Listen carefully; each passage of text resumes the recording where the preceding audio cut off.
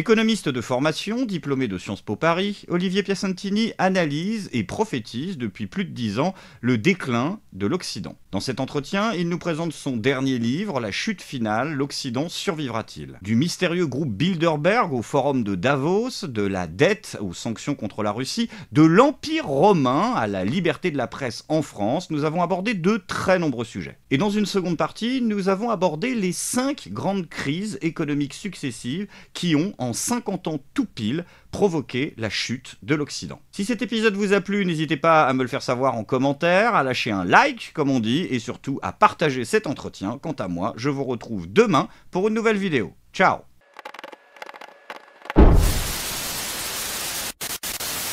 L'Occident, en fait, commence à revenir sur tout ce qui a fondé sa richesse, sa prospérité, son inventivité. Macron, par exemple, est passé au cercle de Bilderberg en mars 2014 à Copenhague. Et il a planché sur un sujet. Le sujet, c'était les démocraties occidentales dans le piège des exigences des classes moyennes. Il y a un classement de la liberté de la presse. Ouais. Et la France était très mal classée. Et ils ont motivé ce mauvais classement. On est sous le Burundi, je crois, un truc comme ça. On était entre le Botswana et la Roumanie. C'est ça. Cette directive BRRD, voilà ce qu'elle dit. BRRD. Oui, vous regardez sur Internet. BRRD, voilà ce qu'elle dit. Elle dit qu'en cas de difficulté pour une banque, elle peut déclencher un mécanisme de sauvegarde, donc faire une déclaration, et puiser dans les comptes des clients pour se renflouer. Pourquoi aujourd'hui y a-t-il des pénuries? Là encore, c'est pas la guerre en Ukraine. C'est que nos monnaies n'ont plus le crédit qu'elles avaient. Il y a 15% de la population mondiale qui respecte les sanctions. Personne ne les respecte.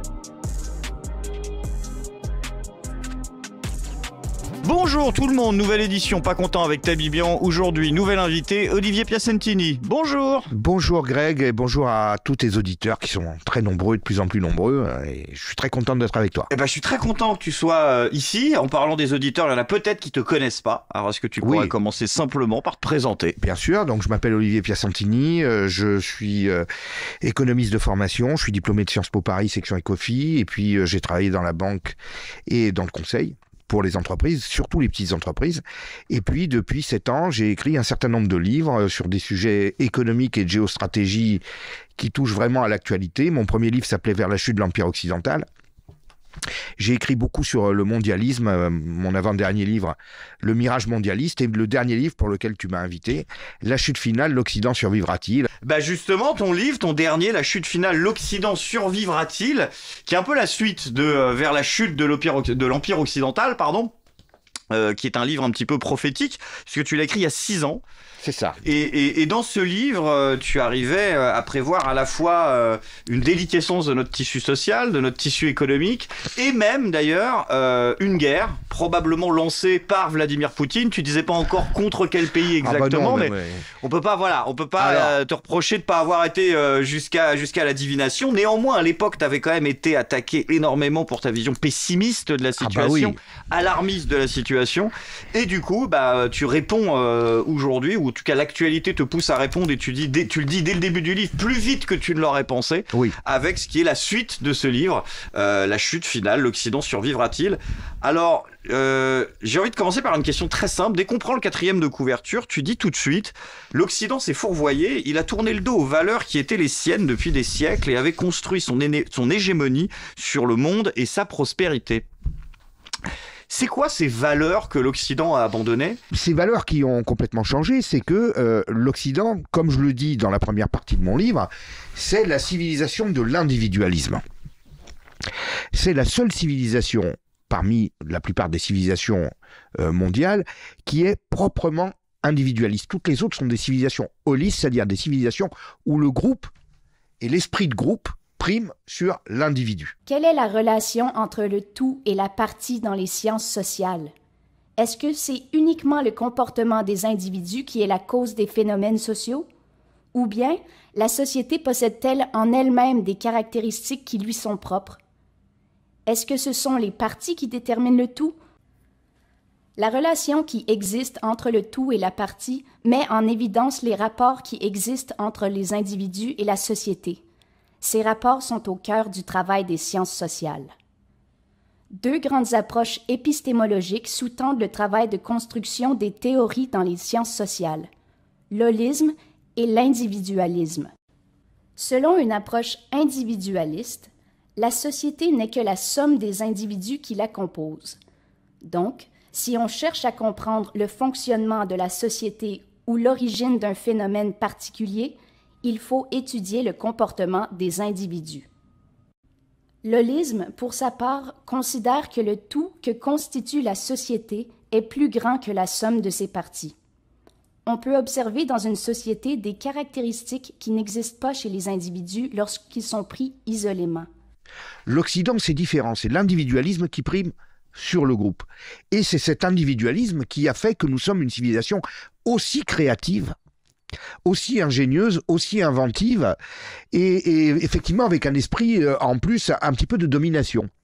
Pourquoi ? Parce que tout simplement, l'individualisme, je sais que c'est un terme qui est très connoté aujourd'hui. Très connoté, on pense à l'adjectif et non pas au courant philosophique. Oui, mais moi je parle du courant philosophique. C'est-à-dire pour moi l'individualisme c'est celui de Locke, de Hume, des Voltaire, etc. C'est cet individualisme de la pensée grecque ancienne, puisque c'est quelque chose qui émarge dès le monde grec.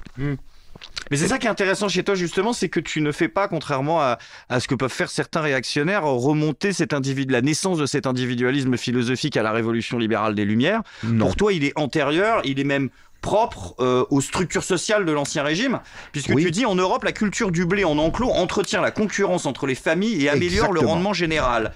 Donc pour toi, l'individualisme, l'esprit de compétition et la propriété privée sont non pas des valeurs rattachées aux Lumières, mais pour toi, elles ont la société française, même avant même qu'elle soit française, est déjà individualiste. Mais bien sûr.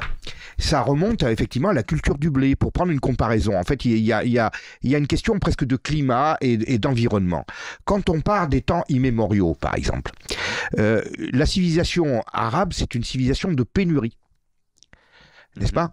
Et donc, tout simplement, les gens se sont adaptés à ça et sont devenus nomades pour aller d'un coin à l'autre, pour essayer évidemment de survivre dans un environnement qui est à la base hostile. La civilisation africaine, d'Afrique noire, c'est exactement le contraire. C'est l'abondance. C'est l'abondance qui fait qu'on n'a pas besoin. On a du mal à l'imaginer. Ah ben si, c'est l'abondance de la nature.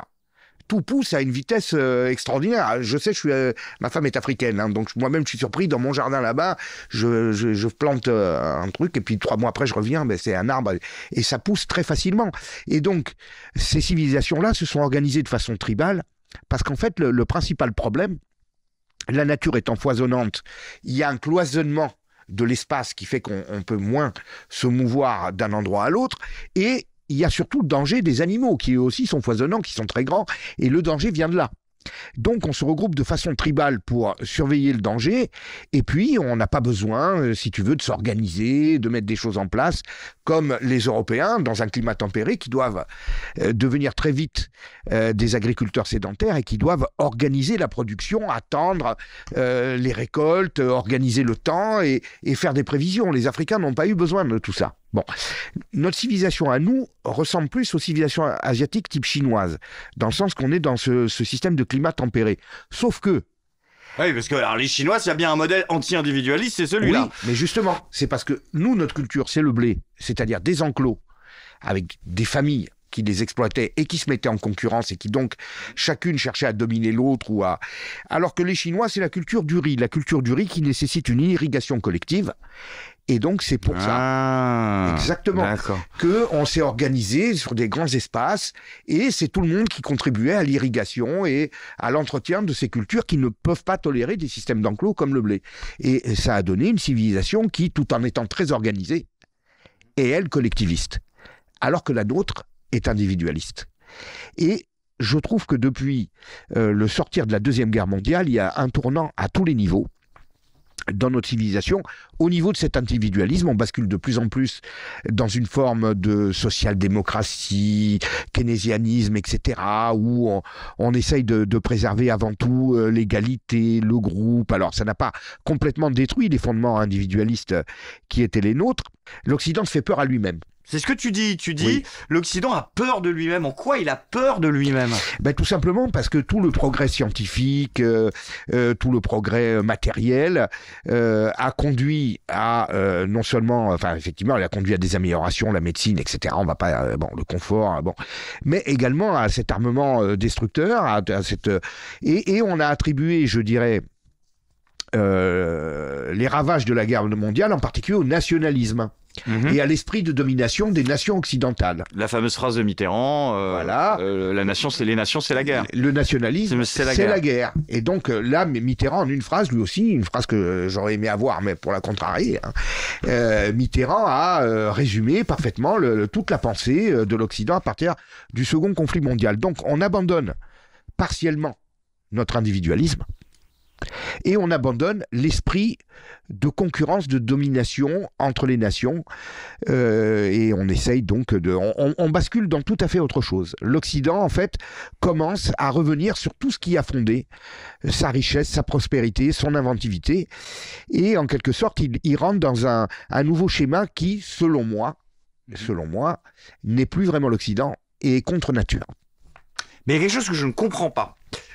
Tu dis, ce que j'arrive pas à comprendre, c'est comment est-ce qu'un Occident aussi dépressif et haineux de lui-même peut pourtant continuer, en tout cas pour certains de ces pays, à rayonner sur le monde. Tu dis à la page 99 du livre, toute aventure coloniale fait l'objet d'un véritable rejet. Je crois que les États-Unis t'ont pas entendu. Moi, quand tu parles d'Occident, à chaque fois que tu as parlé d'Occident dans le livre, j'avais l'impression qu'il fallait dire oui, mais alors, c'est pas vrai pour les États-Unis. Est-ce que tu parlerais pas plutôt de l'Europe? Oui, alors l'Europe, c'est une critique que j'entends souvent et que je comprends très bien. Alors, que l'aventure coloniale, les États-Unis, j'ai pas l'impression, même si elle est renommée autrement, qu'il l'ait arrêtée. Elle ne s'exprime pas de cette manière-là, n'est-ce pas? C'est jamais du colonialisme pur et dur, on ne te dit pas on vient vous coloniser. Oui, mais c'est de l'impérialisme. Il y a une forme d'impérialisme américain très juste, il n'y a pas de problème. Mais premièrement, il est caché. Deuxièmement, je dirais, c'est plus du tout la même forme que ça avait pu prendre auparavant avec l'Europe. Et troisièmement, les mêmes tensions traversent la société américaine. Parce qu'en même temps que cette société américaine, il y a une espèce, je dirais, de complexe et d'état profond américain qui effectivement va basculer dans ce système. Eh bien, tu as aussi, c'est quand même le mondialisme, dont on va certainement parler, est né là-bas. Donc il y a en fait une forme d'impérialisme, mais qui voudrait presque imposer cette espèce de mondialisme derrière, ce qui est effectivement contradictoire. Alors là où je te rejoins, c'est que c'est vrai que les États-Unis ont moins abandonné leur esprit dominateur que ne le fait l'Europe, c'est clair et net, et d'ailleurs l'Europe aujourd'hui est devenue pratiquement un dominion américain, on peut le dire, à la fois politiquement, économiquement et tout ce qu'on veut, mais le même mal les ronge. En profondeur, le même mal les ronge. Et si le mal ne les rongeait pas, je pense qu'un Trump n'aurait pas réussi à émerger avec le succès qu'il a eu. The future does not belong to globalists. The future belongs to patriots.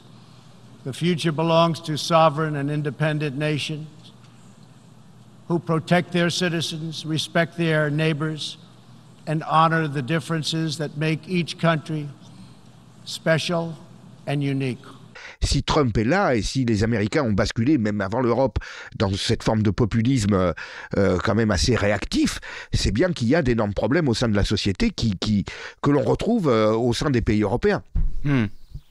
Tu viens de parler de mondialisme, tu dis dans le livre que le mondialisme, c'est le complexe de l'Occident érigé en système. Exactement. C'est quoi la différence entre le mondialisme et la mondialisation? La mondialisation, personne n'y peut rien. C'est-à-dire qu'on peut être contre, on peut être pour. De toute façon, la mondialisation, elle existe, elle est là, elle est liée, je dirais, à une évolution des techniques, à une évolution économique, une évolution des télécommunications, des transports, tout ça.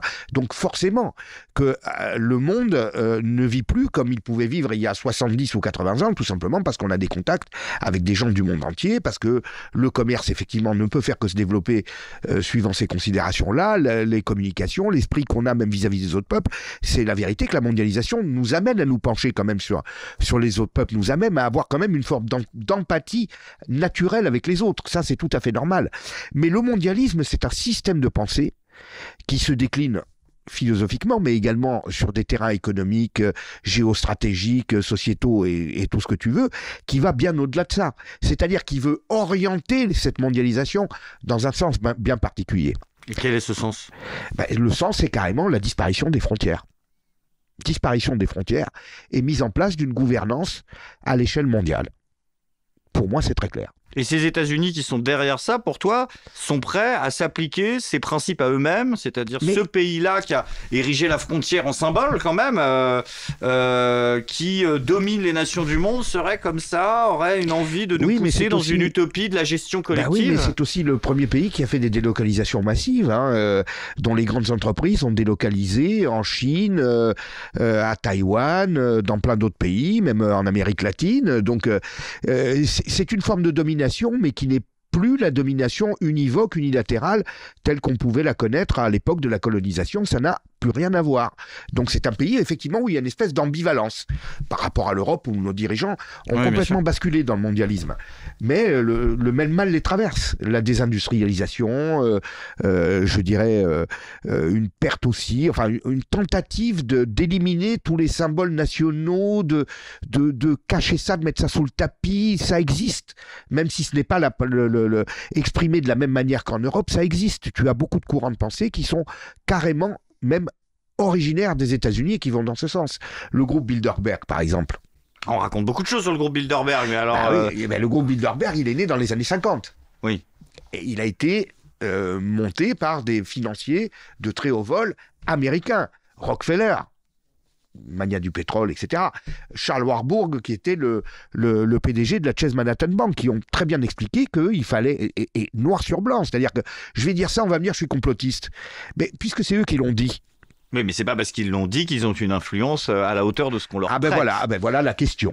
Voilà la question. Mais enfin, quand c'est des clubs quand même qui se réunissent tous les ans, ça c'est prouvé. C'est pas mon complotisme qui me le dit. Qu'on fait inviter des tas de personnalités d'envergure mondiale, des hommes politiques. Macron, par exemple, est passé au cercle de Bilderberg en mars 2014 à Copenhague. Okay. Bon. Il a été coopté par M. Jacques Attali. Bien. Et il a planché sur un sujet, puisqu'on fait venir des personnalités comme ça, et puis on les fait plancher sur un sujet pour voir s'ils sont dans la tendance. Et bien, le sujet, c'était les démocraties occidentales dans le piège des exigences des classes moyennes. Oula! Oui, c'était le sujet sur lequel il a planché. Je ne suis pas complotiste, c'est sur leur site. Donc voilà. Comment ça, la classe moyenne aura des exigences? Un groupe occulte qui dirige le monde comme dans un James Bond, c'est un peu ainsi qu'est perçu le groupe Bilderberg, un groupe qui se réunit chaque année depuis 60 ans et qui rassemble des personnes influentes issues de la diplomatie, du monde des affaires, de la politique et des médias. Un week-end en parfait huis clos, l'accès à l'hôtel autrichien où se déroulent cette année ces discussions secrètes est bloqué et protégé jour et nuit par plus de 2000 policiers. Le survol du périmètre est interdit et les communications brouillées, comme le constate ce web journaliste. Le groupe Bilderberg, qui a été créé en pleine guerre froide pour améliorer la collaboration des États-Unis et des pays européens contre la menace soviétique, nourrit depuis les fantasmes complotistes les plus délirants. Pourtant, si le site internet de Bilderberg est un peu aride, il donne noir sur blanc le nom de ses participants. Le Premier ministre belge, l'ancien président de la Commission européenne, le diplomate Henry Kissinger, l'ex-patron de la CIA, l'ex-directeur de la Banque mondiale, le PDG de Google et bien sûr le maire de Bordeaux, Alain Juppé par exemple. On y trouve aussi la liste des sujets abordés, l'intelligence artificielle, la cybersécurité, la Grèce, l'Iran. Alors pourquoi de telles théories ? Parce qu'il n'y a pas de compte-rendu public des débats, expliquent ses participants, pour mieux libérer la parole qu'ils préservent le secret. De toute façon, nous assure-t-on, aucune décision n'y est prise, contrairement à d'autres sommets. Pour tous les gens qui nous suivent, je les invite à taper sur YouTube Bilderberg Mourouzi. Mourouzi, M-O-U-R-O-U. Mourouzi, comme Yves Mourouzi? Bah oui, Yves Mourouzi. Parce que Yves Mourouzi, le journal de 13h de TF1 en 1977 a fait un reportage sur le cercle de Bilderberg. Le groupe de Bilderberg, vous en entendrez certainement parler dans les prochains jours. Tout de suite, des précisions sur cette espèce de sigle ou dénomination assez inconnue du grand public. Des précisions, Dominique Bromberger en Angleterre. Torquay, station balnéaire de 60 000 habitants, sera pendant 3 jours la capitale officieuse du monde occidental. Pour sa 25e rencontre, le groupe de Bilderberg doit, selon la déclaration faite à TF1 par l'ancien Premier ministre britannique Sir Alec Douglas-Home, étudier les problèmes économiques de l'Occident. C'est la première fois que cette organisation, jusque-là très secrète, donne une indication, aussi minime soit-elle, sur son ordre du jour.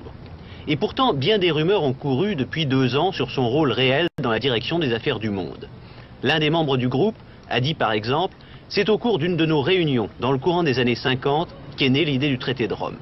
La liste de ceux qui ont été sélectionnés par le comité directeur pour participer à l'une ou à l'autre des rencontres, du genre de celle qui aura lieu à l'Imperial Hotel de Torquay, inclut presque tous les chefs d'État ou de gouvernement du monde occidental, dans un éventail qui va du centre-gauche à la droite, choisis parfois à un moment de leur carrière où ils n'étaient dans leur pays qu'une étoile naissante de la politique.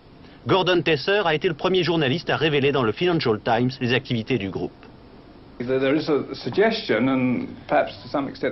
est possible, et cela semble même certain, que si l'on a été sélectionné pour participer à une rencontre du groupe de Bilderberg, il y a une sorte de courant qui vous entraîne vers les sommets du pouvoir. Bilderberg, c'est la version cachée, mais vous avez la version ouverte.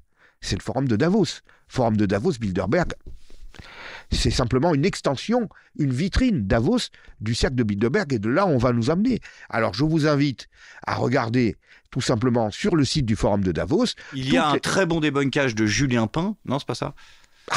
Non, c'est pas ça. Oui, oui, c'est assez amusant d'ailleurs, parce que Julien Pain, comme un certain nombre de journalistes français dits de gauche, n'arrête pas de venir au secours du pauvre Klaus Schwab, qui est quand même un milliardaire international, grand banquier. Alors, je suis journaliste pour le service public en France. Je voulais vous poser une question. Je travaille sur la désinformation et les fake news. Vous êtes la cible de fake news très régulièrement, notamment votre livre, Le Great Reset. Comment vous réagissez par rapport à toutes ces théories du complot ?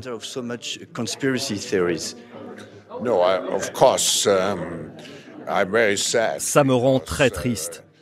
Pratiquement tout ce qui est dit sur moi est faux. C'est un problème global. Ce n'est pas un problème uniquement pour le forum de Davos, c'est un problème de société. On dit que vous êtes méchant, c'est vrai? Ah, nein, c'est faux. Alors, qu'est-ce que je disais? Donc en route pour Davos, une petite station de ski perchée dans les Alpes suisses. C'est là qu'est né le Forum économique mondial, il y a plus de 50 ans. C'était mon idée pour privatiser pistes de ski. Emmanuel Macron vient souvent pour Poudreuse. La sécurité est impressionnante, même si elle tâche de se faire discrète. Ah bah c'est sûr, on le voit pas du tout le sniper sur le toit. Non. Et vu le niveau du militaire pour un genre de fusil, je pense que c'était pas le but d'être discret si on le voit. Il déconnecte un peu mon Juju là. J'ai envie de baiser des gamines mais bon, merci. Les pédophiles sont nombreux, mais ils tâchent de se faire discret. Non mais mon Julien, il a le pantalon baissé devant une école. Le forum de Davos, c'est 1000 multinationales qui sont membres du cercle. Et c'est des multinationales qui réalisent plus de 3,8 milliards d'euros de chiffre d'affaires par an. C'est le ticket d'entrée pour être là-dedans. Et tu penses qu'ils n'ont pas d'influence? Attends, ah oui, chacune. Ok, d'accord. Chacune. Oui.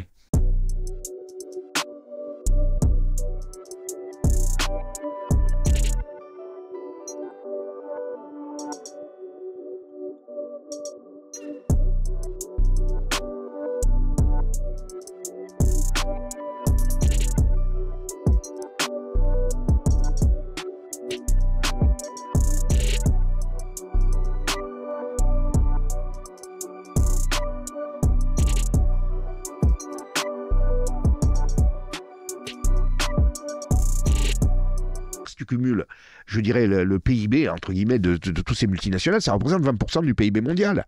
Ils n'ont pas d'influence.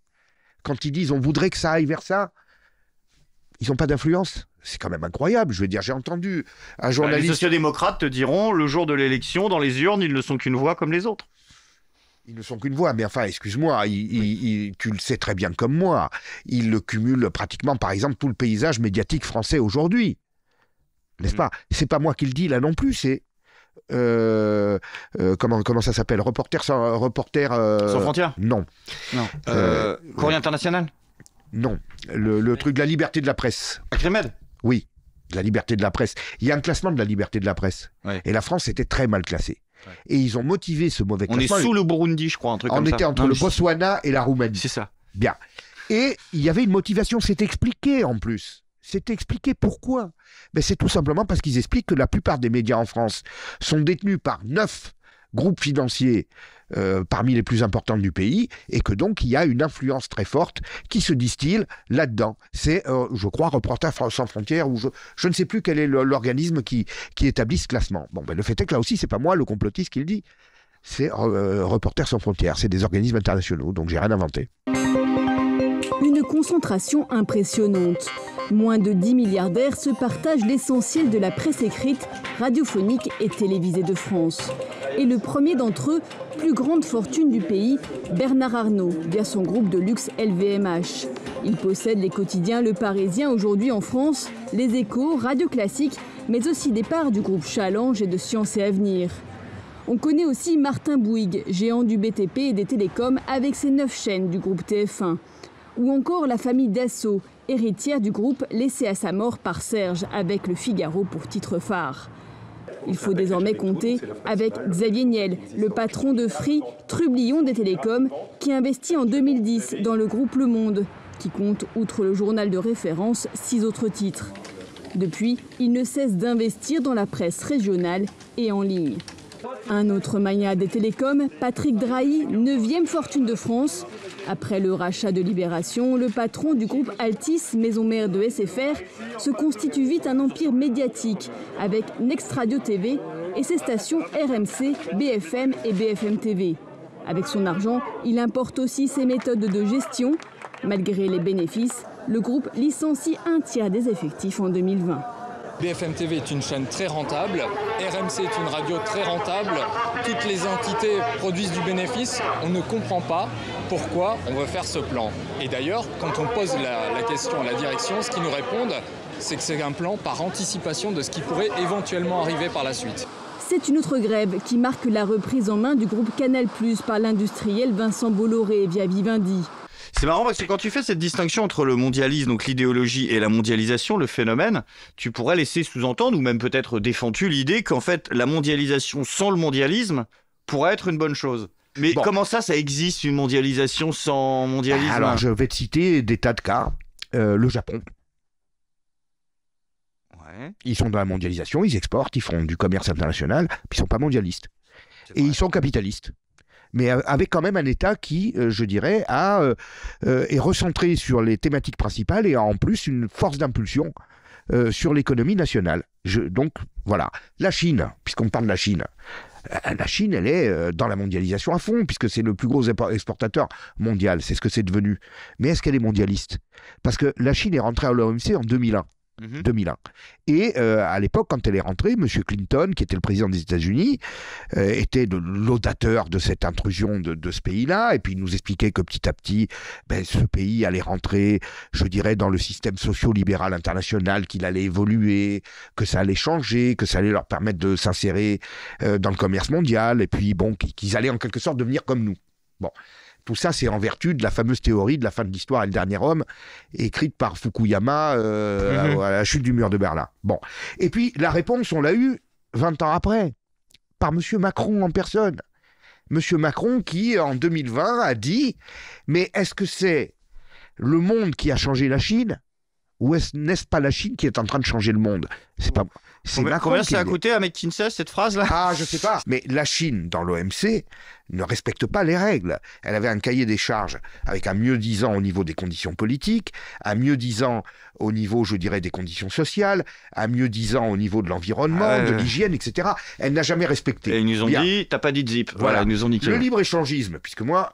Je ne suis pas pour ce libre-échangisme effréné qu'on a mis en place à cette occasion. Mais la Chine elle-même ne le respecte pas. Il n'y a pas de symétrie. C'est-à-dire que nous, tous nos marchés sont ouverts, marchés publics, les rachats d'entreprises, etc. Il faut savoir que quand une entreprise investit en Chine, d'abord, elle doit laisser les profits qu'elle fait sur place.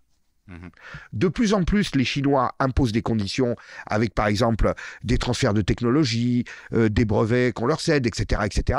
Elle-même n'applique pas le libre-échangisme qu'elle défend sur la scène internationale, par exemple, quand Trump essaye d'engager une espèce de guerre commerciale avec elle. Les suites du bras de fer commercial lancé par Donald Trump en direction notamment de la Chine, Pékin menace à son tour d'instaurer des droits de douane sur une centaine de produits made in USA. Le président américain n'accepte plus la politique économique chinoise qui, à ses yeux, ne cesse de piller le savoir-faire des brevets des pays occidentaux avant de les produire eux-mêmes et de les exporter à des coûts extrêmement compétitifs. Est-ce le cas réellement? Laurent Desbonnets, Abdelzouesh.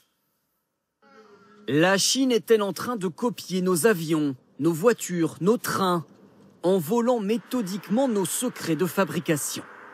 Un gigantesque pillage de technologie C'est l'accusation formulée directement par le président américain. Il y a un incroyable vol de propriété intellectuelle.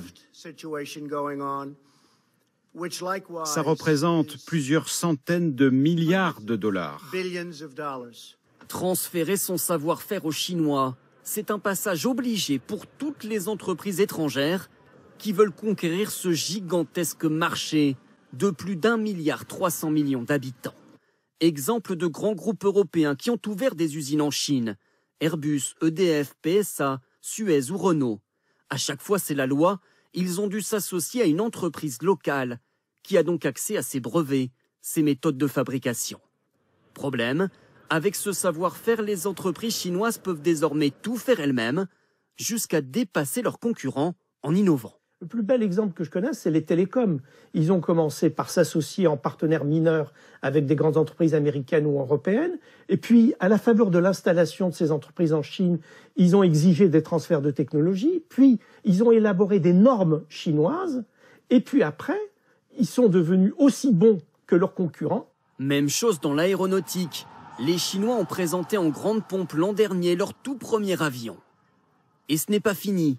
Ce constructeur automobile chinois vient de devenir le premier actionnaire de Mercedes pour mieux récupérer sa technologie de batterie électrique. Donc elle-même ne respecte pas ce libre-échangisme et ce mondialisme. Donc elle est dans la mondialisation parce qu'elle profite, je dirais, des échanges internationaux et elle en profite énormément, c'est le pays qui en a le plus profité.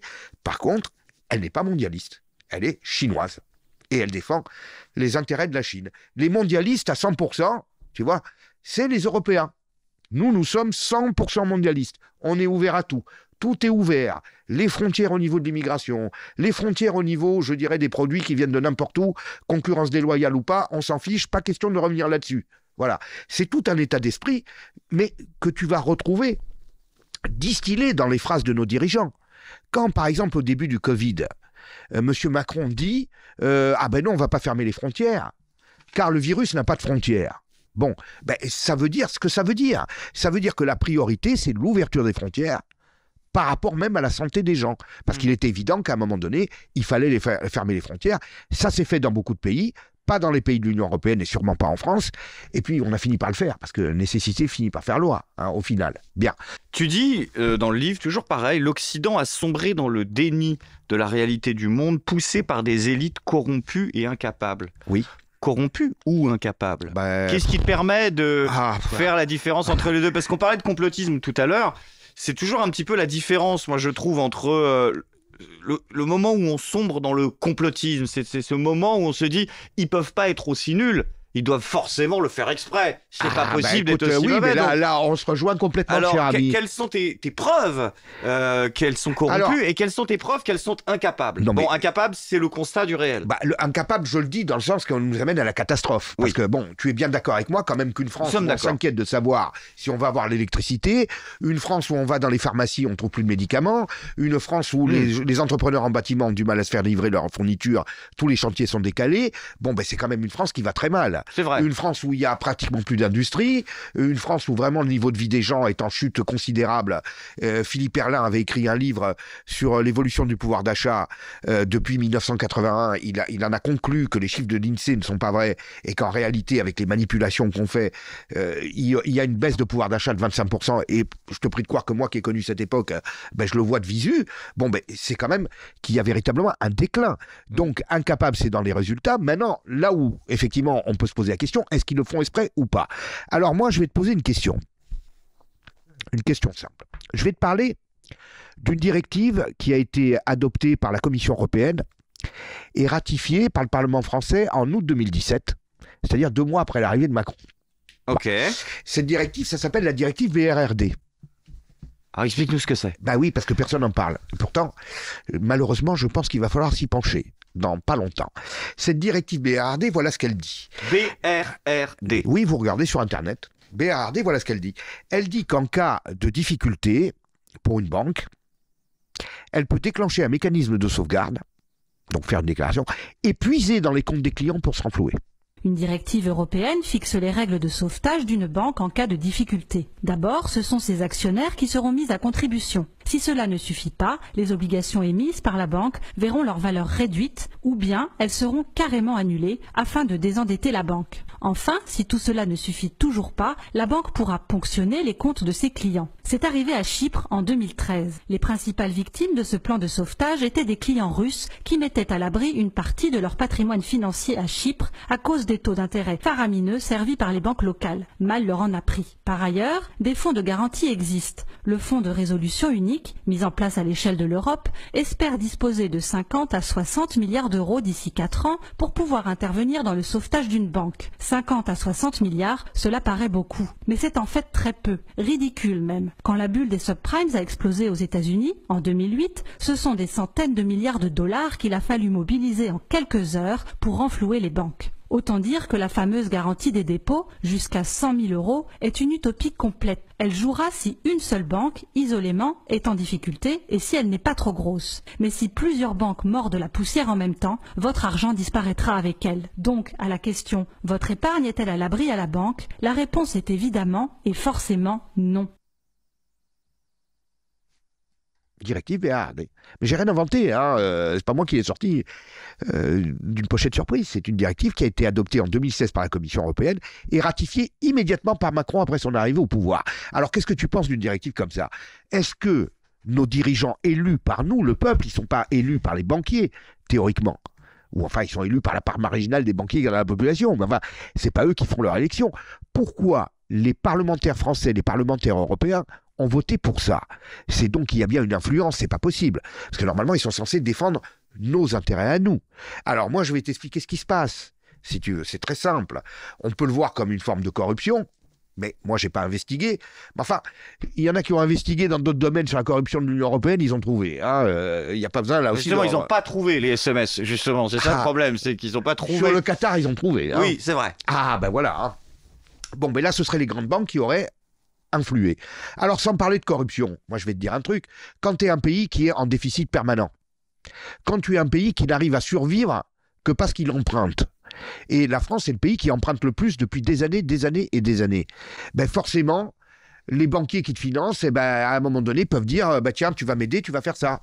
Tiens, tu vas m'arranger, tu vas me faire passer telle loi, etc., etc. Pourquoi, au moment de la crise des subprimes, où on a vu le rôle extrêmement néfaste de la finance internationale sur nos économies, c'est-à-dire que toutes ces spéculations folles a eu des conséquences, donc a provoqué un krach, et a eu des conséquences sur nos économies, conséquences catastrophiques.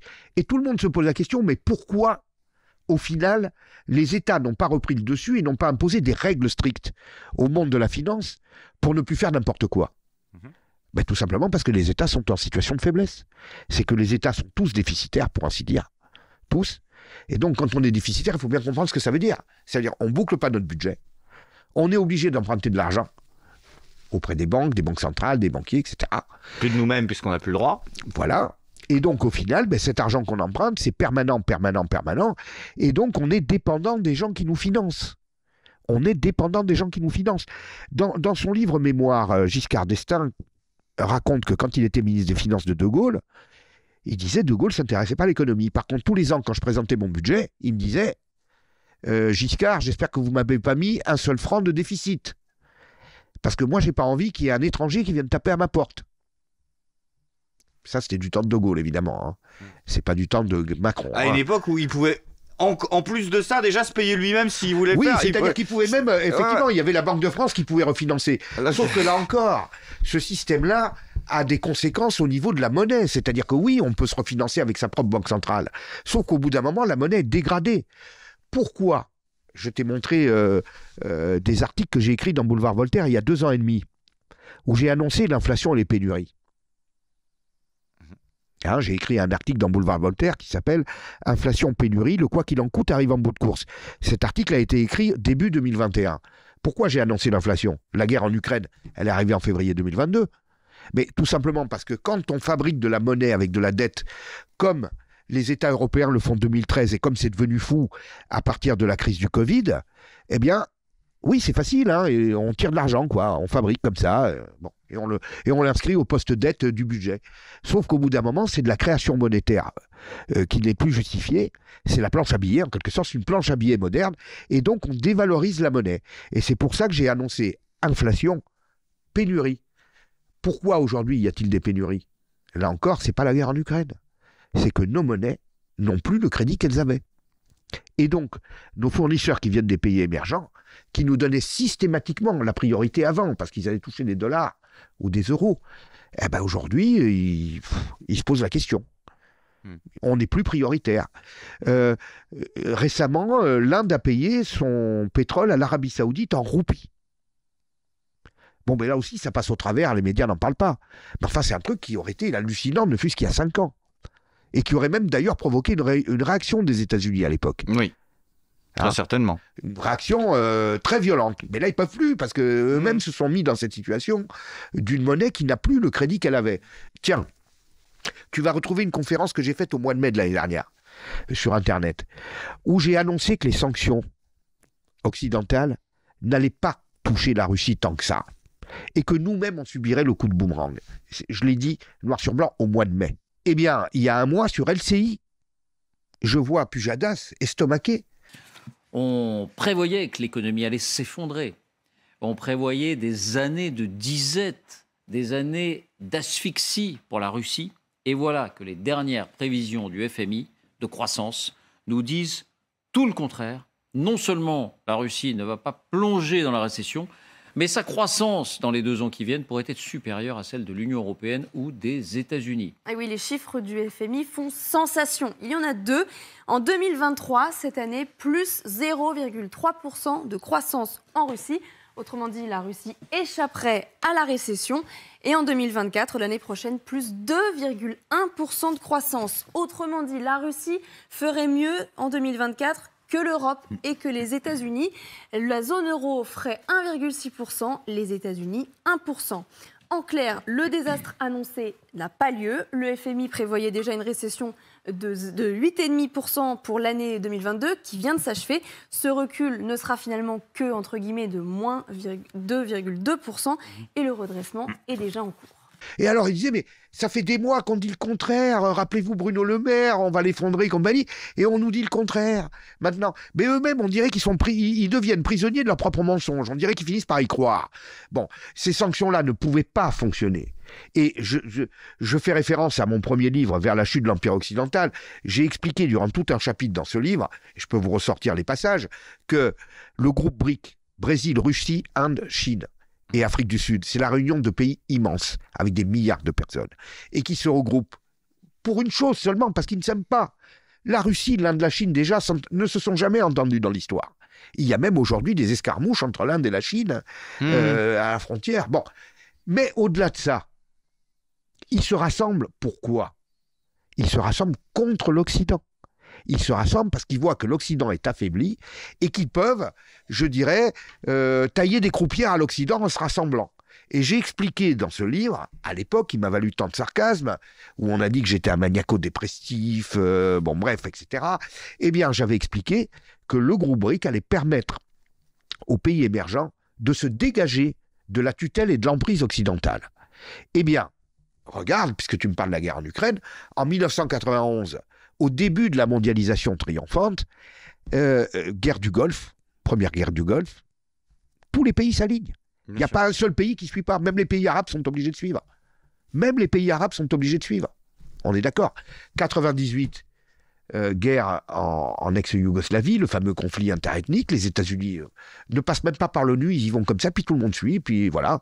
Personne ne dit rien. Même la Russie, qui était quand même l'allié de la Serbie, n'a pas réagi. Elle était même membre de la coalition. À contre-cœur, mais elle était obligée d'y aller. Et aujourd'hui, qu'est-ce qui se passe? Ben, il y a 15% de la population mondiale qui respecte les sanctions. Personne ne les respecte. Si on prend en termes de population, 15% de la population mondiale.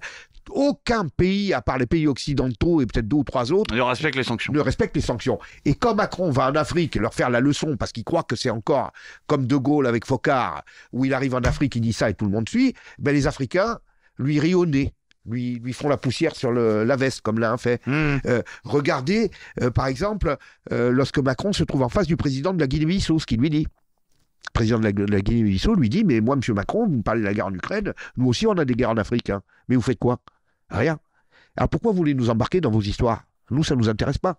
Mais est-ce que tu imagines, je voudrais que les jeunes générations qui nous suivent comprennent, quand le président français avant parlait aux Africains, c'était le garde à vous. Ils étaient au garde à vous, devant le président français, à l'exception de la Guinée-Conakry, au temps de Sékou Touré. C'est le seul pays qui ne suivait pas. Les autres, on arrivait, c'était comme ça, et tout le monde se pliait. Mais aujourd'hui, regardez le nombre de vidéos de Macron en Afrique où il se fait humilié par les chefs d'État. Je parle même pas de la population ou du truc. Humilié.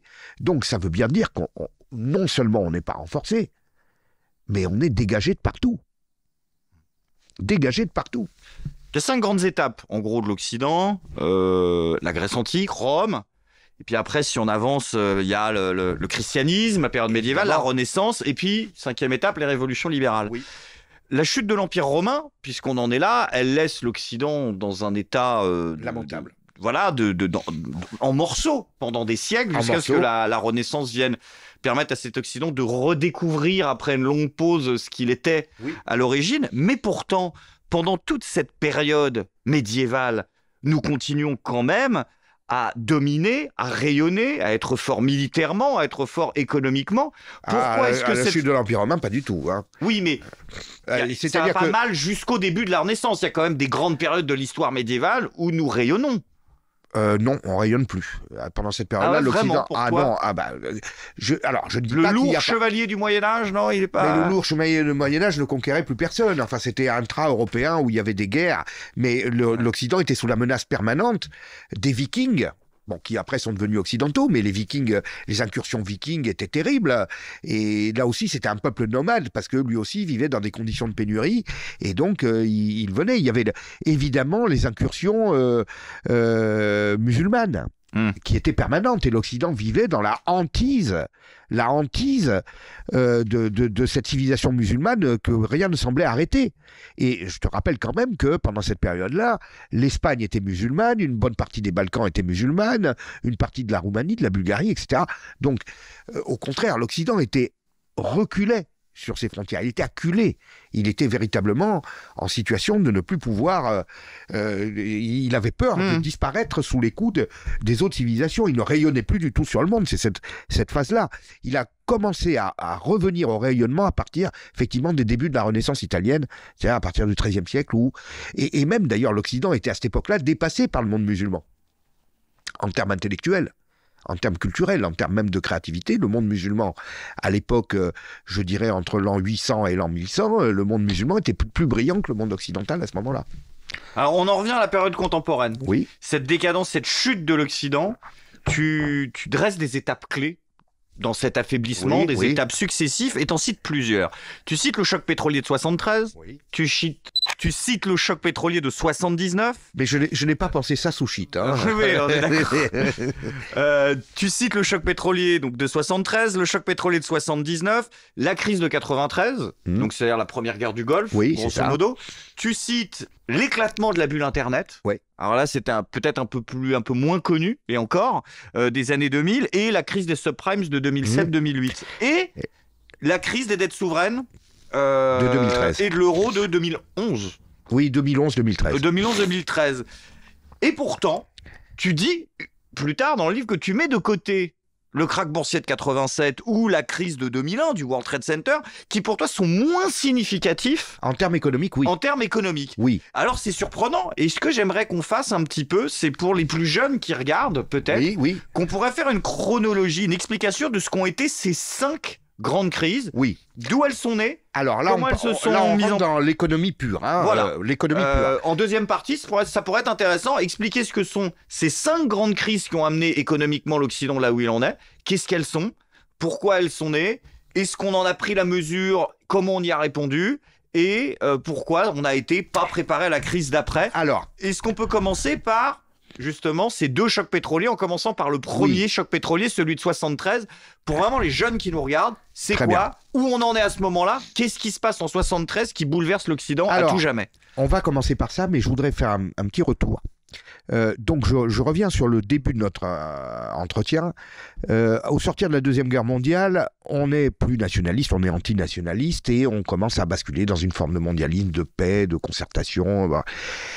Et tout ça se solde par les révoltes de mai 68, c'est-à-dire des révoltes des années 60 où la population veut sortir, je dirais, de ce monde un peu corseté, ses valeurs un peu anciennes, et veut basculer dans un autre monde où, je dirais, les frontières n'existeraient plus, l'ordre moral n'existerait plus, etc., etc. Bon, c'est-à-dire l'Occident commence à se déliter dans ses valeurs à partir du moment où on a lancé cette idée de mondialisme et de peur de lui-même, en quelque sorte. Bon, ça se concrétise comment économiquement?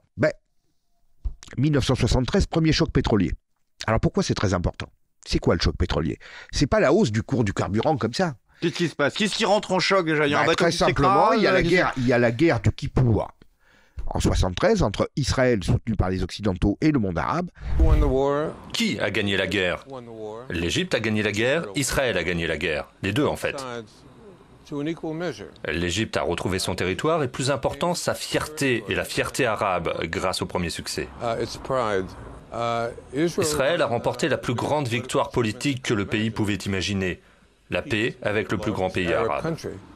Le Sinaï avait été conquis par Israël sur l'Égypte pendant la guerre des 6 jours en 1967. L'État hébreu s'était aussi emparé du plateau du Golan sur la Syrie. C'est donc pour récupérer ce territoire et restaurer sa fierté que l'armée égyptienne a déclenché la guerre du Kippour en 1973. Et, en mesure de rétorsion, les puissances pétrolières, la plupart étant arabes, décident de quadrupler ou quintupler le prix du pétrole en guise de sanctions. Mais ça veut dire quoi? C'est pas un truc comme ça. Ça veut dire que ces pays-là, qui jusqu'à présent étaient sous tutelle et pression occidentale, s'en dégagent et jouent leurs cartes à fond et n'ont plus peur des pressions occidentales et appliquent les tarifs du pétrole qu'elles veulent bien appliquer. Ils s'aperçoivent qu'elles sont toujours là, que le monde ne s'est pas écroulé, qu'on les a pas du tout, défoncées. et elles s'enrichissent d'une façon incroyable. Il faut savoir, encore une fois, pour les plus jeunes, que dans les années 60, le Qatar et l'Arabie Saoudite, c'était des tas de sable avec des chameaux. Hein. Il n'y avait rien d'autre. Hein. Bon, à partir de là, enrichissement. 79, deuxième choc pétrolier. Deuxième choc pétrolier, c'est quoi? C'est un régime qui était celui du Shah d'Iran, c'est-à-dire les héritiers de l'Empire perse ancestral, qui était soutenu par les Occidentaux, et qui menait d'ailleurs une politique d'occidentalisation et de modernisation de l'Iran, qui est un immense pays, une immense culture, balayé par les islamistes. La ville de Qom, première ville religieuse du pays, se soulève. Puis c'est la ville de Tabriz. C'est le début de la révolution iranienne. Les émeutes de plus en plus massives se multiplient et des attentats terroristes éclatent. 401 corps auraient été retirés des décombres du cinéma incendié. Au total, 29 salles de spectacle ont été attaquées en Iran au cours des 10 derniers jours, ainsi qu'un certain nombre de restaurants. La police veille, l'inquiétude s'accroît, ainsi que la colère. Durant l'été et le ramadan, des milliers de manifestants se rassemblent dans les rues de Téhéran. Parmi eux, des religieux, partisans d'une république islamique, et des laïcs, opposants politiques à un régime qui n'a plus rien d'une démocratie. Ils réclament le retour de Khomeini et le départ du Shah. Et là, s'ensuit un bras de fer avec en particulier les États-Unis et une hausse des cours pétroliers, parce que là aussi, l'Iran, c'est pas n'importe qui, c'est l'un des principaux producteurs de pétrole mondiaux. Donc, deux crises qui arrivent, qui traduisent l'affaiblissement de la géostratégie occidentale sur le monde.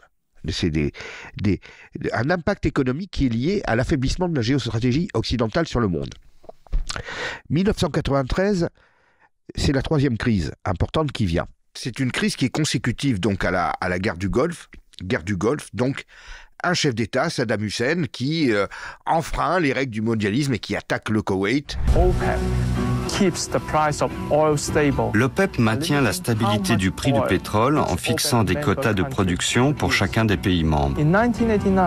En 1989, après la fin de la guerre Iran-Irak, le Koweït a soudain dépassé son quota de 20%, faisant chuter le prix du pétrole sur le marché mondial.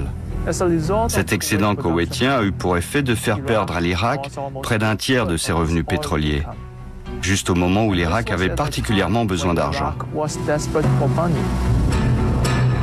Les Irakiens ont donc eu le sentiment que le Koweït les poignardait dans le dos.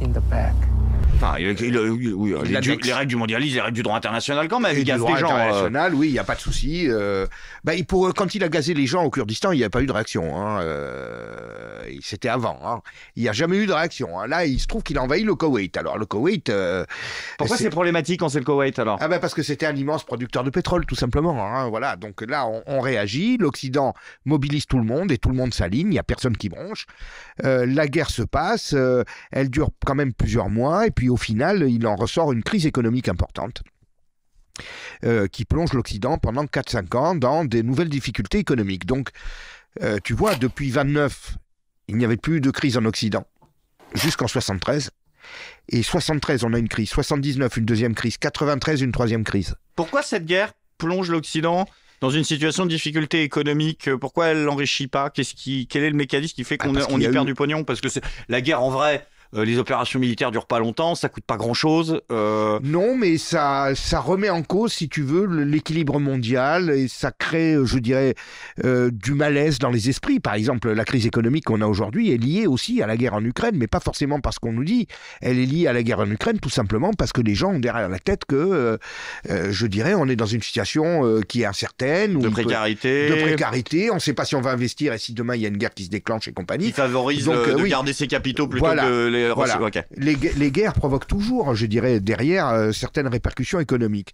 Ensuite, nous arrivons à la quatrième crise qui arrive très vite après, c'est celle de l'éclatement de la bulle Internet. Alors là, j'aimerais que tu m'en parles parce que j'étais même pas au courant que ça avait existé. eBay, le site d'enchères, et Yahoo, le premier portail américain, passent brillamment l'examen de la bourse. Les banquiers d'affaires ont saisi le filon. Dans la foulée, ils sortent le rapport Internet. C'est un rapport qui a été écrit par Morgan Stanley, par une nana qui s'appelait Mary Meeker, qui était la gourou de l'Internet en banque d'affaires, qui expliquait justement aux investisseurs institutionnels classiques ce qu'était l'Internet, quel était le modèle économique associé et surtout où est-ce qu'il fallait mettre leur argent. Elle expliquait comment eBay gagnait de l'argent, comment Yahoo gagnait de l'argent et surtout elle expliquait que ces valeurs-là vaudraient le double, triple ou 10 fois ça dans les 2-3 prochaines années. La bulle américaine de l'Internet vient de débuter dès 1996. Et dès 1996, elle soulève ses premières interrogations. C'est quoi l'éclatement de la bulle Internet? C'était quoi la bulle Internet? La bulle Internet, donc, pourquoi 2000? L'Internet, il est apparu, je dirais, sur les marchés au milieu des années 90. Bon. Et il y a eu une vague d'enthousiasme, je dirais, dans tous les milieux financiers, les investisseurs, autour d'Internet. Et donc... on a financé des tas de boîtes, des tas de start-up, mais avec des sommes folles. Et d'ailleurs, à Paris, il y avait ce qu'on appelait les Jeudis Saints, qui se passaient à la Bourse du Commerce, c'est-à-dire à côté du Louvre, où se rencontraient des jeunes fondateurs de sociétés Internet et des investisseurs. Et alors, il y avait des conversations du style, par exemple, le jeune fondateur disait moi j'ai besoin, par exemple, d'1 million de francs. Et l'investisseur disait, mais 1 million de francs, qu'est-ce que c'est 1 million de francs? On va t'en donner 5 ou 10. Et au final, il y a tout un tas de boîtes qui ont périclité, donc tout l'argent est perdu. Entre-temps, toutes ces boîtes-là ont été valorisées par les marchés financiers à des niveaux importants, et tout d'un coup, comme leur activité n'a pas donné de fruits, tout ça s'écroule, et ça provoque une onde de choc au niveau des marchés financiers. Donc, comment on peut la traduire d'un point de vue, je dirais, plus civilisationnel, hein, ça c'est les raisons économiques, c'est qu'on s'illusionne, c'est-à-dire que on croit que tout ce qui est industriel, tout ce qui est vraiment du tangible, tout ce qui est les activités traditionnelles de l'Occident qui l'avait amené à devenir la première puissance mondiale, la première ère de civilisation mondiale et de loin, on considère que tout ça, c'est du passé, on bascule dans ce système numérique, mais à fond. Moi je dis pas qu'il fallait pas investir dans Internet, hein, on est bien d'accord, hein, c'est un plus énorme dont on bénéficie d'ailleurs tous les deux à tous les niveaux, il n'y a pas de souci, mais d'une façon totalement folle, totalement irrationnelle. Et on croit, je dirais, à la poule aux œufs d'or qui va tomber. On croit que le monde entier va basculer dans complètement autre chose et on oublie, je dirais, l'essentiel de ce qui avait fondé notre prospérité. Et tout ça s'écroule du jour au lendemain. Alors, Internet ne s'est pas écroulé, ça a continué.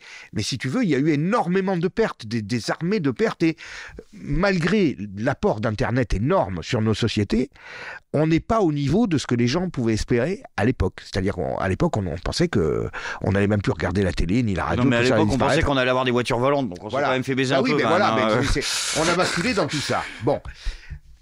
avant-dernière crise, qui arrive aussi très vite après, c'est la crise de subprime qui commence en 2007. The subprime crisis. Subprime crisis. Subprime. The subprime. Subprime. The stock market is now down 21%. Because we're now down 43%. Sectors, Apple's under pressure, Yahoo down 8.5%, Cisco 6.5%. We're in the midst of a serious financial crisis. What started in America last year has now spread to every part of the world. As a result, our entire economy is in danger. Selon ce monsieur, la crise des subprimes aurait pu terminer comme la Grande Dépression de 1929, c'est-à-dire un effondrement de la finance mondiale et un désastre économique et social. Lorsque vous achetez une maison, la plupart du temps, vous demandez à une banque de vous prêter une somme d'argent. En échange, tous les mois, vous remboursez une partie de cet argent plus des intérêts. Et quand vous ne pouvez plus rembourser, cela s'appelle un défaut de paiement. Si le risque que vous fassiez défaut est faible, les Américains appellent cela un prime.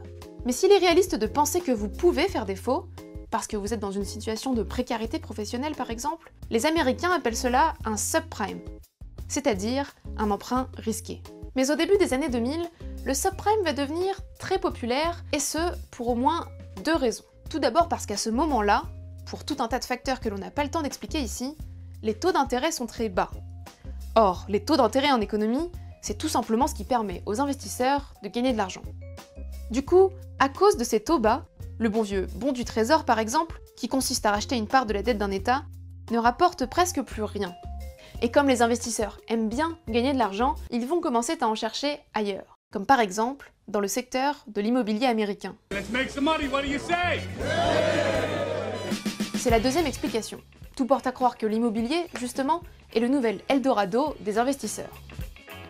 Les politiques d'une part, qui incitent les ménages à acheter une maison et les banques à leur prêter de l'argent, et d'autre part, le sentiment qu'investir de l'argent dans l'immobilier, ça ne présente aucun risque. Mais le plus important pour comprendre la crise, c'est le mot titrisation. Concrètement, cela veut dire que l'on transforme les créances des banques en titres, c'est-à-dire en objets virtuels qui a de la valeur sur le marché financier. Les créances immobilières, qui avant appartenaient aux banques, deviennent donc la propriété des investisseurs sous la forme de titres. Mais la demande pour ces titres devient tellement forte que les banques sont obligées d'en créer plus. Or, pour en créer plus, elles doivent prêter davantage. Et pour prêter davantage, elles ont recours à des prêts de plus en plus risqués, les subprimes. Pendant plusieurs années, les investisseurs spéculent et gagnent beaucoup d'argent grâce à l'immobilier. Et comme la demande augmente, les prix, eux, grimpent très vite. Trop vite. C'est ce qu'on appelle une bulle spéculative. Or, il y a une chose que toutes les bulles ont en commun, elles éclatent. Mi-2006, le nombre de défauts de paiement commence à augmenter. Au début, personne ne panique, puisqu'il suffit de revendre tous ses biens immobiliers. Sauf que les subprimes pèsent alors 600 milliards de dollars, soit un quart du total des crédits distribués aux États-Unis. Cela fait vraiment beaucoup de nouvelles maisons à vendre, et comme les prix sont très hauts, plus personne n'est là pour les acheter. Dès lors, les investisseurs arrêtent d'acheter des créances immobilières, et les banques se retrouvent coincées avec des crédits que plus personne ne rembourse. Dès 2007, plusieurs annoncent qu'elles sont en faillite. Les investisseurs, eux, qui avaient misé beaucoup d'argent, se mettent à tout perdre. Sans oublier les traders, qui s'étaient mis à parier massivement sur la valeur de tous ces titres. Septembre 2008, Lehman Brothers, l'une des banques d'investissement les plus vieilles et les plus puissantes au monde, déclare qu'elle est en faillite. Octobre, les États-Unis annoncent un plan de sauvetage du système financier américain. Dans les mois qui suivent, la crise devient mondiale. Les États dépensent des centaines de milliards de dollars pour sauver leurs banques et l'économie. Alors là, on va avoir l'équivalent là qui commence. Hein. Bon, enfin bref, ça je vous annonce déjà. Hein. Je rigole, c'est pas que ça m'amuse, hein, mais bon, c'est que malheureusement, comme je l'annonce depuis un petit moment, bon. Et alors la crise des subprimes, c'est quoi? Alors c'est lié au 11 septembre 2001, qui n'a pas eu d'impact économique si important au moment où il s'est produit, bien que ça provoquait justement, évidemment, beaucoup d'inquiétudes. Mais le gouvernement américain avait à l'époque réagi en inondant les États-Unis d'argent, de dollars, etc. Et en particulier en favorisant les subprimes, c'est-à-dire des crédits immobiliers à tire-larigot à tout le monde et n'importe qui. C'est-à-dire qu'il n'y avait même pas besoin d'avoir des revenus pratiquement pour avoir des crédits immobiliers. Tout ça pour relancer la construction et éviter que l'économie américaine ne s'enlise et ne connaisse je dirais, un choc important immédiatement à la sortie du 11 septembre. Bon, évidemment, quelques années après, tous ces crédits, une bonne partie ne peuvent pas être remboursés. Insolvabilité. Les banques qui avaient, je dirais, dans leurs actifs, toutes ces créances qui étaient valorisées à un certain niveau, il faut passer des provisions énormes. Donc, toutes les banques voient leur cours de bourse s'écrouler, onde de choc au niveau des banques, les banques ne se prennent plus entre elles, etc. Enfin, tout le système s'écroule. La spéculation également financière qui s'écroule derrière, et on se retrouve avec une crise gigantesque, la plus grosse crise depuis 1929. Et donc ça traduit quand même là encore un problème, c'est l'ultra-financiarisation de nos sociétés, le crédit distribué n'importe comment à tort et à travers et dans des quantités gigantesques. Tout ça, ça veut dire que l'Occident n'est plus le contact avec le réel et l'économie réelle. C'est-à-dire l'économie réelle qui était fondée sur l'épargne, l'investissement, la prise de risque, l'inventivité. Là, on est dans la spéculation, 100%. Et ça se finit avec la crise des subprimes. Bon, cette crise des subprimes, on l'a surmontée, oui. Mais comment ? Oui, parce qu'il fallait remettre de l'argent au pot, n'est-ce pas ? Et alors, comment on a fait ? Ce sont nos grands amis chinois, saoudiens, etc., qui sont venus à notre secours. Et oui, parce qu'à l'époque, ils avaient besoin de nous. Et donc, on remet de l'argent et on essaye de renflouer l'Occident. Mais quel est le problème ? Déjà, il a fallu partager la gouvernance mondiale, c'est-à-dire que le G7 a été élargi et c'est devenu le G20. Et donc, à l'époque, il y avait 7 pays qui... Pourtant, il y a une congruence entre ça. Complètement. Entre les deux phénomènes. Non, mais c'est pas pour moi. Ça a été présenté comme ça. D'accord. Ça a été présenté, le G20 a été créé à l'initiative, entre autres, de Sarkozy, qui expliquait que maintenant, il fallait faire venir ces pays là-dedans... Parce qu'ils nous avaient sauvé les fesses. Oui, parce qu'on ne pouvait plus faire sans eux, tout simplement, sinon ils les auraient pas fait venir. Donc là, on se retrouve avec une gouvernance qui est élargie, et dans la foulée se crée ce fameux groupe BRIC, Brésil, Russie et Chine, qui, je le répète, de la même manière que le G7 a été conservé, le G7 c'est devenu la réunion de préparation du G20. C'est-à-dire on fourbit nos armes pour le G20. Et eux, ils ont les BRIC. Et voilà. Et la gouvernance mondiale, maintenant, elle se fait comme ça. C'est moins collégial que, en quelque sorte, affrontement de blocs. Ça, c'est ce que je disais à l'époque. Mais il me semble qu'aujourd'hui, c'est bien ce qui se voit. Ça se vérifie. Écoute, je sais pas, il me semble. Bon. Et on en arrive à la dernière crise, la crise des dettes souveraines et de l'euro. Terrible. Celle-là, alors, c'est la pire pour moi. Pourquoi ? Parce que c'est celle-là qui nous montre que nous sommes gouvernés dans nos pays par le monde de la finance. Et on en revient au début de l'entretien. Voilà, tout simplement parce que normalement, à la sortie de la crise des subprimes, si les États occidentaux étaient forts, déjà, ils n'auraient pas eu recours aux pays émergents, ou en tout cas, ils n'auraient pas fait les concessions qu'ils ont fait, et puis ils auraient bandé leurs muscles et imposé des règles strictes de contrôle des activités financières. Parce que c'est quand même la spéculation dérégulée qui nous a amenés dans cette situation de crise. Donc, on aurait dû logiquement dire aux banquiers, maintenant, vous arrêtez vos conneries. Maintenant, vous faites plus ces produits dérivés fous en quantité industrielle. Enfin, il y a tout un tas de mécanismes. Sur les produits dérivés, il faut savoir qu'il y a un effet de levier. C'est-à-dire que vous misez 1 euro, mais vous pariez sur 100. Et si vous perdez les 100, vous n'avez qu'un euro qui couvre. Vous voyez ce que je veux dire ? Je résume, je schématise, les puristes vont me dire, mais c'est pour faire comprendre à un maximum de gens que je parle comme ça. Et c'est ce qui a plongé l'économie, la finance occidentale dans cette catastrophe. Mais ils ne l'ont pas fait, les États occidentaux ne l'ont pas fait. Et encore une fois, et ça je l'ai dit tout à l'heure, ils ne l'ont pas fait tout simplement parce qu'ils sont trop dépendants du financement des banques pour couvrir tous les déficits que nous avons, déficits commerciaux, déficits publics, etc. etc. Ils ne l'ont pas fait. Et ils ont juste demandé aux banquiers de faire un effort. Alors eux, ils ont fait une réunion BAL. BAL 1, BAL 2, BAL 3, BAL 4, ça se passe en Suisse. Et c'est eux qui décident de mettre en place des systèmes pour s'autoréguler. Ok. Voilà. Mais en fait, en réalité, qu'est-ce qui se passe ? Il faut bien comprendre ce qui se passe, n'est-ce pas ? Nous sommes, si tu veux, sous un nuage financier énorme, qu'on ne voit pas parce que tout ça c'est caché, qui est énorme. Et dans ce nuage financier, on spécule à mort. Jusqu'à ce que ça se casse la gueule. Une fois que ça se casse la gueule, qu'est-ce qui se passe ? Est-ce qu'on laisse couler les banques ? Non. Mais qui paye pour les renflouer ? Les États. Et l'État, c'est qui ? C'est nous. Voilà. C'est-à-dire, ils ont organisé un casino où ils gagnent à tous les coups. C'est-à-dire que tant que ça spécule, ils encaissent les bénéfices, ils prennent, ils ramassent. Quand ça marche plus, il y a les États qui les couvrent parce qu'ils ne peuvent pas laisser couler les banques, sinon c'est tout qui s'effondre. Tu vois ? Et je vous invite tous à taper sur YouTube, pas YouTube, Google, le méga crack n'aura pas lieu. Le méga crack n'aura pas lieu est un article qui a été publié à la une du journal Les Échos, référence économique, n'est-ce pas, française. Il faut les suivre hein, quand ils parlent, il faut le dire. Et il a été publié en juillet 2007. Ah oui. Et le crack, il a eu lieu 3 semaines après. C'est sur Internet, hein, c'est encore une fois, hein, 3 semaines après. Alors, tu me dis, mais qu'on est sous l'influence de ces trucs, vraiment alors, écoute, comment tu expliques qu'un journal indépendant, soi-disant, en fait, il appartient à Bernard Arnault, mais bon, nous explique 3 semaines avant le crack qu'il n'y aura pas de méga crack. Pourquoi il dit ça ? Il dit ça parce que il est bien évident que les grands financiers, voyant que tout est en train de partir à volo, ils essayent de refiler leurs actions pourries et tous leurs trucs à des gens qui n'y connaissent rien. Eh ben, qui c'est qui les aide à ça ? Ben, c'est les Échos. Dormez tranquille, mes petits épargnants, continuez à faire votre bourse et compagnie, pas de souci. Il va rien se passer. Voilà.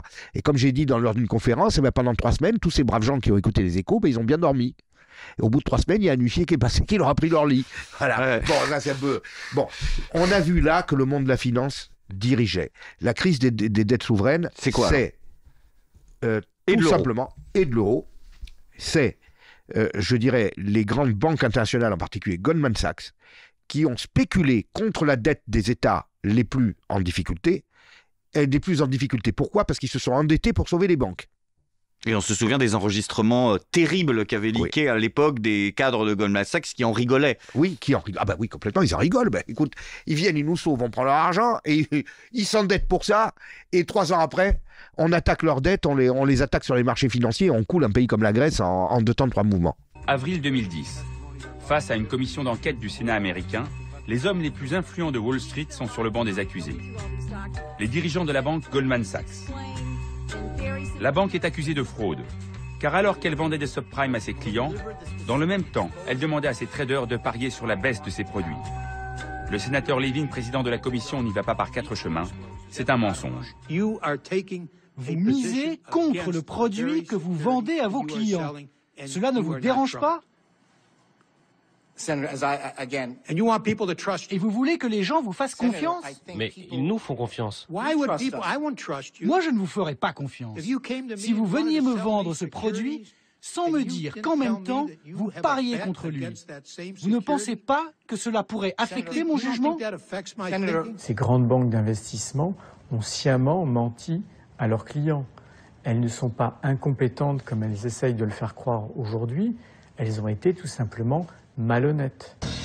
Une banque menteuse qui joue contre ses clients, c'est difficile à avaler. Mais que dire d'une banque qui triche avec un État ?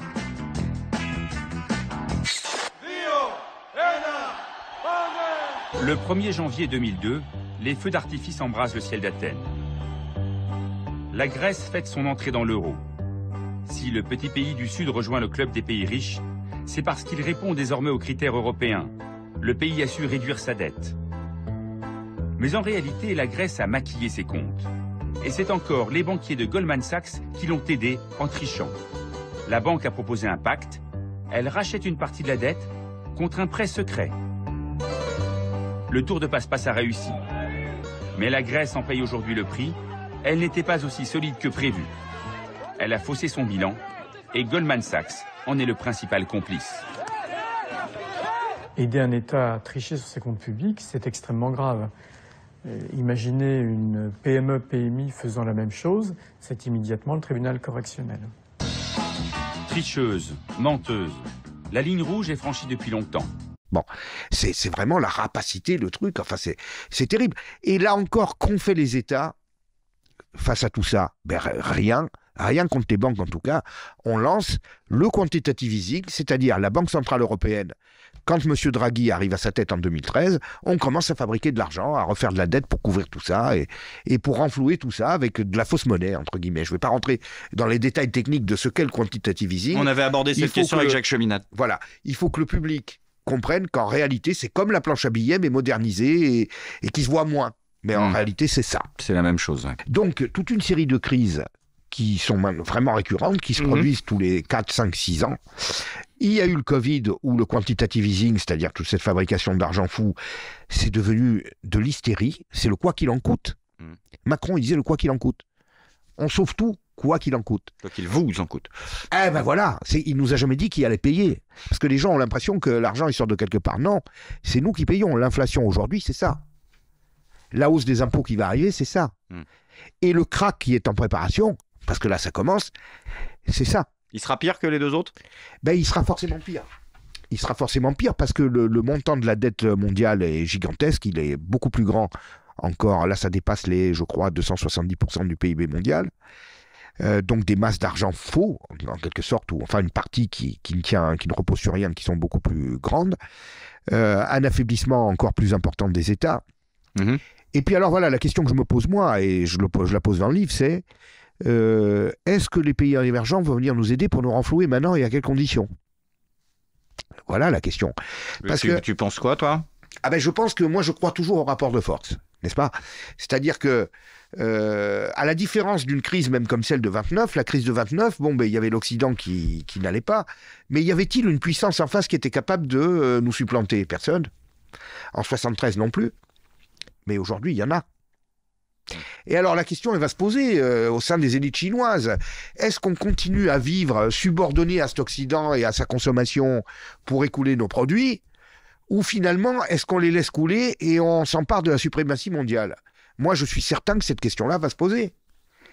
Et donc, elle va se trancher comment ? Je ne sais pas, je ne suis pas prophète en quelque sorte, mais eux-mêmes pourraient très bien décider de renflouer leur marché intérieur, de donner plus de moyens de pouvoir d'achat à leur population, ils peuvent très bien le faire, comme on le fait nous depuis des années, et petit à petit de s'émanciper du débouché occidental, ou au moins partiellement, et de dire, bon ben, puisque vous ne nous écoutez pas, puisque vous faites des conneries tous les 5 ans, on va pas quand même revenir à mettre de l'argent au pot tout le temps, voilà.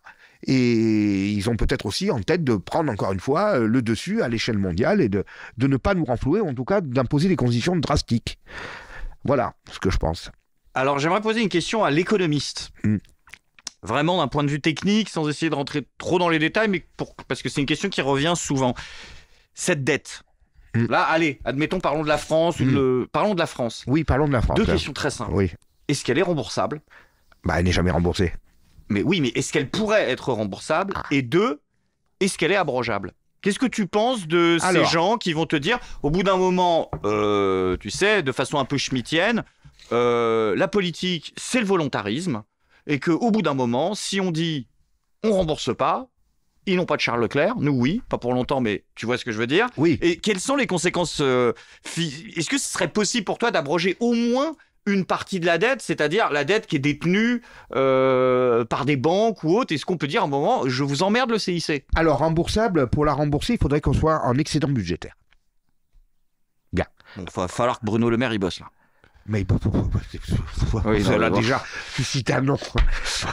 Écoute, c'est celui qui avait effondré la Russie l'année dernière. Enfin, l'inflation aurait déjà dû s'arrêter fin 2022, c'est ce qu'il a dit. Hein. Puis maintenant, c'est fin 2023. Puis tu vas voir qu'en 2023, 2024, ça va durer. Hein. Bon, bref. Bon, nous sommes endettés parce que nous avons des déficits. En France, le déficit est d'au moins 3% du PIB depuis 2003. Et il était même plus avant. Il y a eu des années, c'était 8-10. Ça, c'est les bonnes années. Parce que quand il y a des crises, ça monte à 8-9-10%. 8-9-10% du PIB, il faut bien comprendre, le PIB, c'est l'ensemble de la production française. Mais si tu ramènes ça au budget de l'État, ce qu'on devrait faire, puisque le déficit, c'est par rapport au budget de l'État. Le budget de l'État, c'est 5 fois moins que le PIB. Le budget de l'État, c'est à peu près 20% du PIB. Donc, ça veut dire qu'en fait, l'État ne couvre pas ses dépenses à hauteur de 15%. C'est comme si, toi, un ménage, par exemple, tu gagnes 2000 €, mais tu dépenses 2004 tous les mois. Et ça dure depuis 40 ans. Bon, ben, à un moment donné, ça va pas. Tu comprends ce que je veux te dire? À un moment donné, ça va pas. Donc, il serait remboursable si nous étions en excédent budgétaire. Ce qui n'est pas le cas.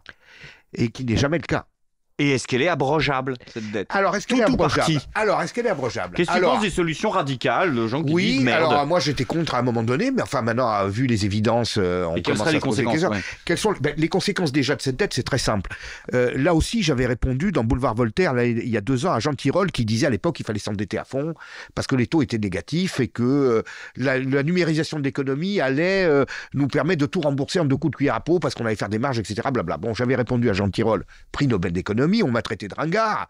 Et puis, un an après, Jean Tirole, il trouve que la dette, c'est trop lourd, maintenant, il faut faire quelque chose. Bon, c'est quand même bizarre pour quelqu'un qui, normalement, devrait quand même avoir une vue... bon, alors, je dis pas qu'il y connaît rien, hein, mais je pense qu'on lui a dit de dire ce qu'il fallait au moment du Covid, quoi.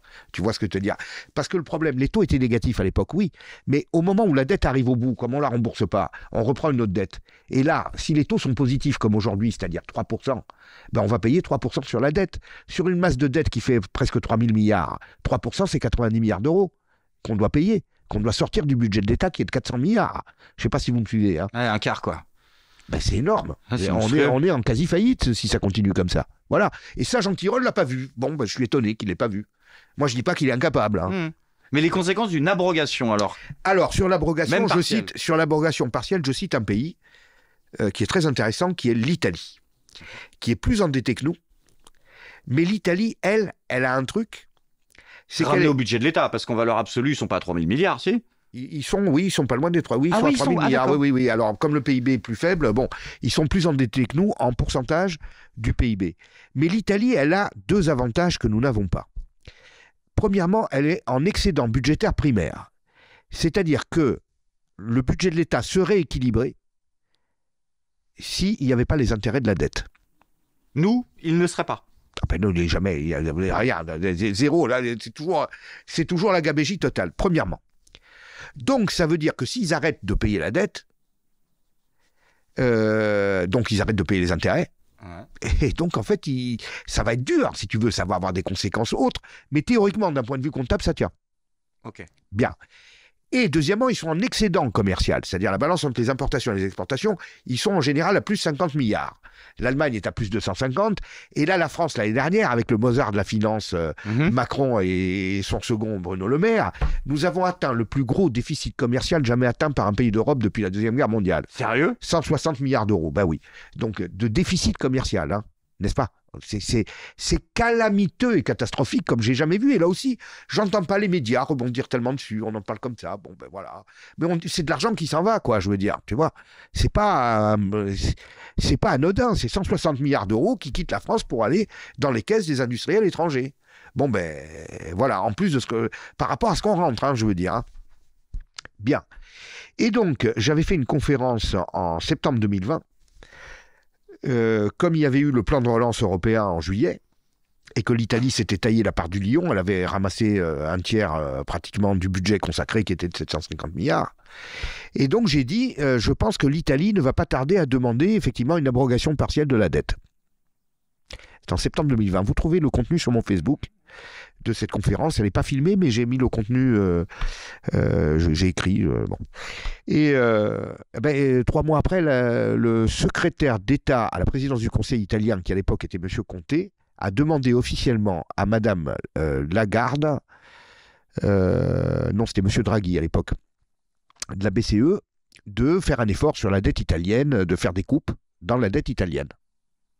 En jouant le rapport de force, l'Italie avait déjà créé une espèce de monnaie secondaire qui s'appelle le millibot, qui était en fait un titre de créance sur l'État cessible, bon, qui pouvait être vu comme une espèce d'amorce de monnaie de remplacement. Bien, que s'est-il passé 2 mois après? Eh bien, M. Conte s'est fait renverser par des retournements d'alliance au Parlement italien, tu sais qu'il y a plein de partis et compagnie, et on a mis M. Draghi à sa place, à la tête de l'Italie. C'est-à-dire que là, les velléités de non-remboursement, ça s'arrêtait immédiatement, puisqu'on se met le banquier créancier à la tête du pays. C'est quand même extraordinaire. C'est incroyable. C'est incroyable. Bon, mais là aussi, si je dis ça, je suis complotiste. Non, M. Draghi, il y a un parti qui n'était pas content parce que M. Conte, peut-être son brushing n'allait pas lors de sommet machin. Alors, ils ont changé. Alors, et puis après, on a mis Draghi à la place. Bon, c'est quand même incroyable. Enfin, tu vas quand même pas me dire qu'au moment où l'Italie provoque un mini-clash, justement, en demandant ce truc-là, tout d'un coup, il y a des partis qui renversent leurs alliances et ça passe de l'autre côté. Et on met qui? Surtout, on met qui pour le remplacer? Tu vois ce que je veux te dire? C'est-à-dire qu'il faut comprendre que cette chambre, où M. Conte était président du Conseil, c'était une chambre populiste. C'est-à-dire que c'est les populistes qui avaient gagné. Et on se retrouve avec Mario Draghi. C'est quand même pas mal, hein. Je veux dire, il faut le faire. Bon. Ben, peut-être qu'il y a de la corruption. Je n'ai pas investigué, mais bon. Ça paraît louche. Ça paraît louche. Bien. Donc, en fait, pour pouvoir abroger une partie de la dette, ce qui, à mon avis, est la chose à faire. Sauf qu'il faut faire un effort. Parce que quand tu es toujours en faillite en permanence et que tu n'arrives pas en permanence à être en déficit et à te remonter, ben, nous, si en France on demande l'abrogation de la dette, c'est très simple. Du jour où on la demande, ben, il n'y a plus un euro dans les distributeurs. Parce que tous les jours, on a besoin d'argent qui vienne de l'extérieur pour payer nos fonctionnaires, pour payer nos allocations sociales, pour payer tout ça. Donc, oui, pourquoi pas l'abrogation de la dette, moi je serais presque pour. Mais il faut se mettre dans les conditions de. Et donc, il faut revenir à un vrai système où on vit avec ce qu'on gagne, tout simplement. C'est ça le libéralisme aussi. Eh ben, j'aimerais qu'on conclue par une dernière question qui pourrait être la réponse au sous-titre de ton livre. Encore une fois, vous trouverez le lien vers ton dernier ouvrage ainsi que d'autres en description de la vidéo pour ceux qui veulent se les procurer. Je te pose la question, est-ce que l'Occident va survivre? Alors, oui, car je parle de l'Occident comme d'une civilisation d'exception. Pour moi, tu sais, j'ai beaucoup voyagé, j'ai vécu dans des familles en Amérique latine, bon, ma femme est africaine, etc. Donc, je n'ai évidemment rien contre les autres civilisations, et au contraire, je pense que la diversité des civilisations, c'est la richesse de notre monde. Mais je crois à l'exception occidentale. Je pense que c'est une civilisation qui est hors norme, encore une fois. Pour moi, c'est cet individualisme qui fait que nous sommes très différents des autres. Et nous sommes la civilisation d'exception. Donc, je pense qu'on va trouver les ressources pour s'en sortir. Moi, j'en suis convaincu. Mais je pense aussi, malheureusement, qu'on va passer des très mauvais moments et assez rapidement. Voilà. Je pense qu'on va passer par une phase extrêmement délicate, extrêmement difficile. Parce que la dernière fois, jusqu'à la Renaissance, ça a mis 4 siècles quand même. Donc là, oui, non, mais j'espère qu'on va quand même s'en sortir plus vite. Oui, bon. Un peu quand même. Mais comme je t'ai dit, je ne suis pas prophète, je ne fais que des analyses. Donc je vois bien que le mur est là, que le krach financier arrive, que les problèmes internationaux arrivent, que notre affaiblissement donne aux autres, à la Chine en particulier, l'occasion de nous piétiner, et je ne pense pas qu'elle va nous épargner. Mais j'espère que ça va créer un sursaut. Comme je dis, il faut que le système mondialiste s'effondre pour que la civilisation se reprenne. Oui, mais il faut aussi qu'on ait encore des ressources en boutique. Est-ce qu'on en a encore? Pour moi, je pense que oui, je suis persuadé qu'on en a, oui. Je suis persuadé qu'on en a encore. Eh ben, c'était bien, on a terminé sur une note positive. Bah oui. Parce que c'est vrai que le reste de l'entretien laissait entrevoir un avenir proche, pas forcément radieux. Mais si j'écris ces livres, c'est pas pour que les gens soient dépressifs, c'est pour qu'ils voient où on va et pour qu'ils changent de vision des choses, qu'ils voient la réalité du monde et qu'ils retrouvent les ressources pour permettre d'affronter ces difficultés qui nous attendent. Eh ben, ces livres, encore une fois, vous les trouverez en description de la vidéo. Merci à toi d'être venu nous voir. Merci, mon cher Greg. Écoute, j'ai été très honoré d'être invité chez toi. Et j'espère qu'on se reverra bientôt. Très bien. Merci à l'invité, merci à la régie, merci aux spectateurs. Et comme on dit ici, merci Cognac Jet, à vous les studios. Et à très vite. On est revenu à Mourouzi. Ouais, bah oui, exactement. On est revenu à Mourouzi.